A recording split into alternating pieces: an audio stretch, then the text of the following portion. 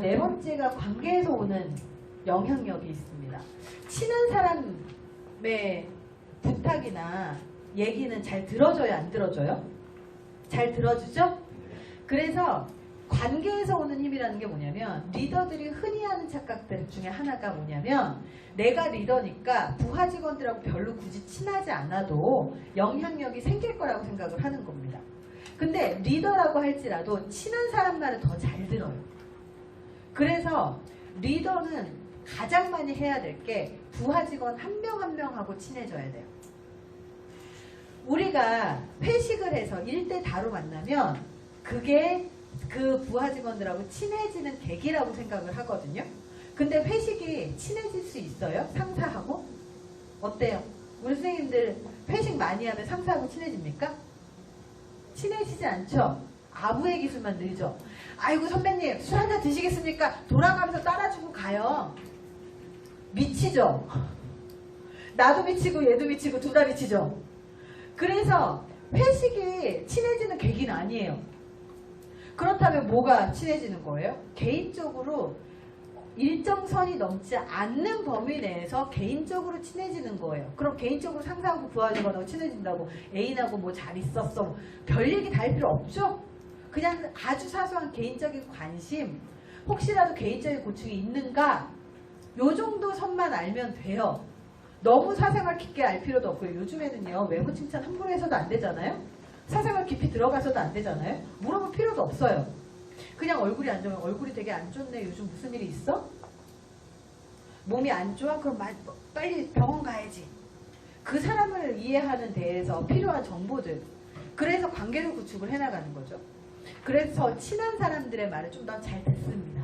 그래서 관계에서 오는 힘이 있죠. 다섯 번째가 지식에서 오는 힘이 있어요. 저 같은 경우는 학위가 좀 많잖아요. 그러니까 심리학, 일본어, 심리치료, 경영학, 그리고 박사 교육학까지 학위가 무려 5개입니다. 물론 5개로 끝나지 않을 것 같아요. 계속 학위를 할 것 같은데 이렇게 제가 심리학, 경영 이런 것들을 잘 알다 보니까 제가 특히 이제 책으로 출판한 책들이 대부분 심리학 책이거든요.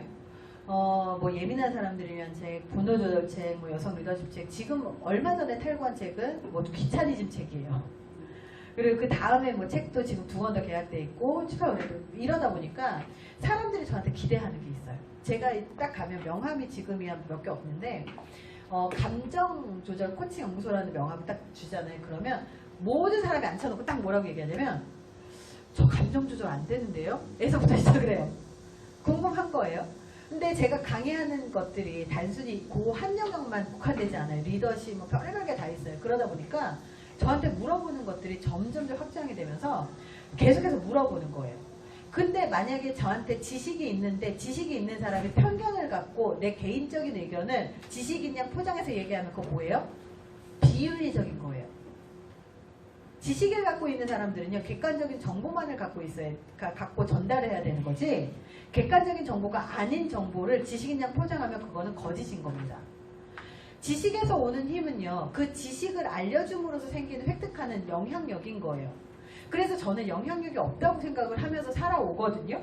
근데 참 희한하게도 제가 다른 개인적인 모임에 가면 어디 가가지고 막 아는 척 하겠습니까? 저보다 더 똑똑한 사람들이 얼마나 많은데? 가가지고 신나게 놀아요. 그냥 술 마시고.